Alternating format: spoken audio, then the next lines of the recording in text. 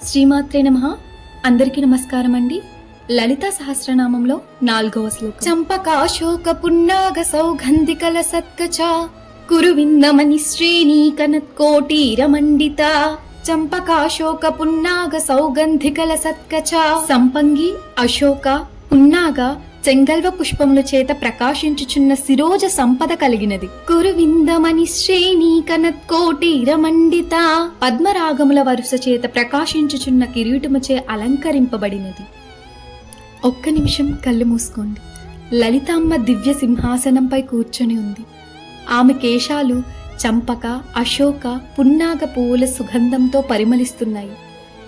ఆ సుగంధం మన మనసుని కూడా శాంతంగా చేస్తుంది. ఆమె శిరసుపై ఒక కెంపుమణి లాంటి కిరీటం ప్రకాశిస్తుంది. ఆ కిరీట వెలుగు మన జీవితంలో గౌరవం, ధైర్యంని సూచిస్తుంది.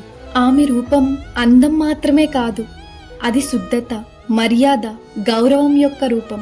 ఈ శ్లోకంలో అమ్మ యొక్క సౌందర్యం వివరించబడింది, కానీ ఇది కేవలం ఫిజికల్ బ్యూటీ గురించి కాదు.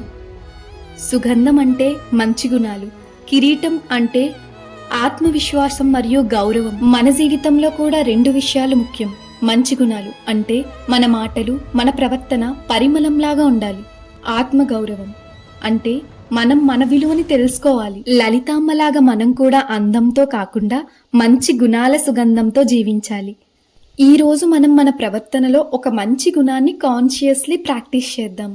లలితామ్మ మన జీవితాన్ని మంచి గుణాల పరిమళంతో నింపాలని కోరుకుంటున్నాను. శ్రీమాత్రే నమః.